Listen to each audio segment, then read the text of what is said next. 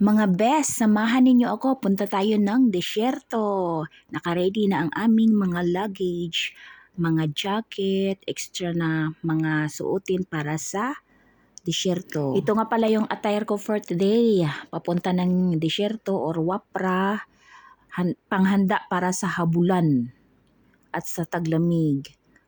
Maghabulan kami ng mga alaga ko doon, kaya kailangan na safe and secure ang damit. So ito na, nalagay ko na sa back seat ang aming mga gamit at saka yung alaga ko doon na lang dumaan ay hindi niya mabuksan yung ang kabilang. At ito na mga besh, lumabas na ang aming sasakyan, on the way na kami. Ito travel ko kayo kung gaano kaganda ang view papunta ng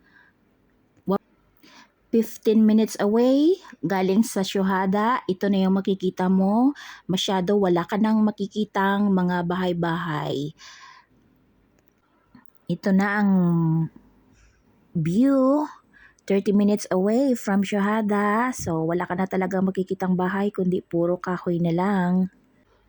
So palapit na ng palapit. Huwag kukurap at malalaman nyo kung gaano kaganda ang view papunta sa Wafra. Yan, mga lupain na, malawak na lupain ang iyong makikita. So malapit na, 20 minutes na lang, maabot na natin ang Wafra, ang farm na pupuntahan namin. So kung makikita mo, wala ka nang masyadong makikitang punong kahoy, kundi puro na lang buhangin. At makikita mo rin dyan yung mga nagtitinda na sasakyan ng mga pangangailangan. Nagtitindihan sila yung mga sasakyan. So, kung makikita mo, ay makikita sa unahan ang mga maliliit na mga kema-kema na gawa ng mga Arab people dito. Yan po ang tanawin papalapit papunta sa Wapra. Masyado nang mabilis kasi kailangan na namin magmamadali para makapananghalian.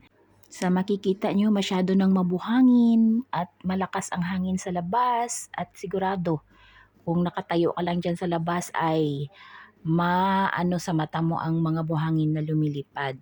So mabilis na ang patakbo ng aking amo, papalapit na dahil gutom na kami. At finally, naabot na rin namin.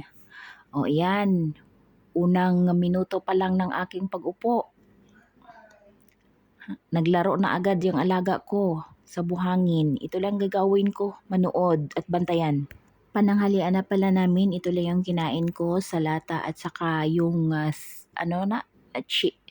chili pepper na may rice sa labas pero di ko alam kung anong tawag niyan, pero masarap yan.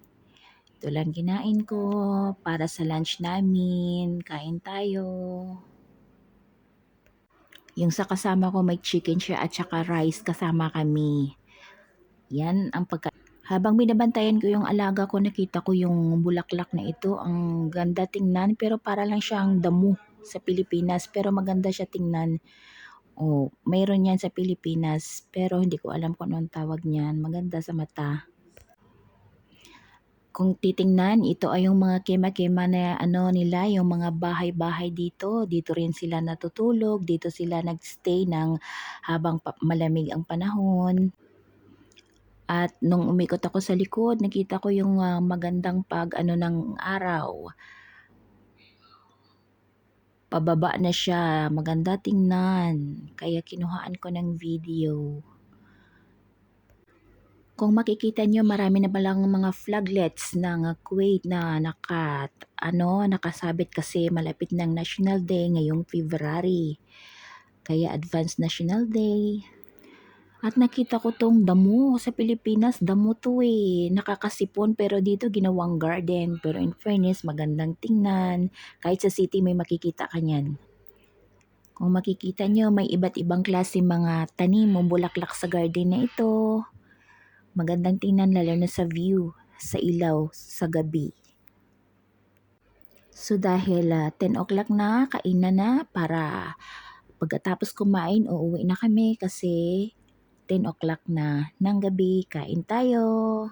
Samahan niyo ako, kakain tayo ng Arabic food.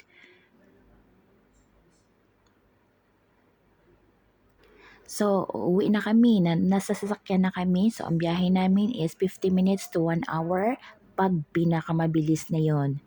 So, ang mga alaga ko is tulog na sila. Tingnan yung alaga ko, tulog na, hindi na kinaya ang pagod, nagpapakarga pa sa akin. Salamat mga kabayan sa panonood sa aking mini vlogs for today.